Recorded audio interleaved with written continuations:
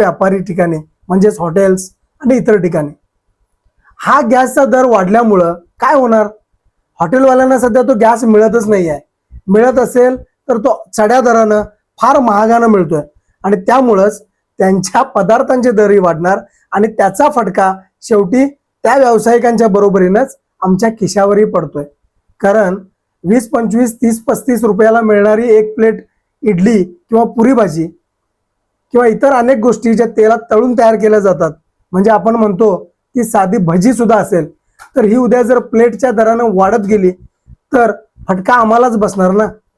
अमेरिकेनं इस्रायलची मदत केली आणि इराणवर हल्ले केले, मात्र त्याचा परिणाम जर गल्लीच्या कोपऱ्यावर थांबून खाल्ल्या जाणाऱ्या भजीवर होत असेल आणि गल्लीच्या कोपऱ्यावर चालवणाऱ्या हॉटेलला जर चढ्या दरानं गॅस घ्यावा लागत असेल तर नक्कीच या युद्धाची झळ आमच्या गल्लीपर्यंत येऊन पोचले. हे तुम्हाला पटतंय का?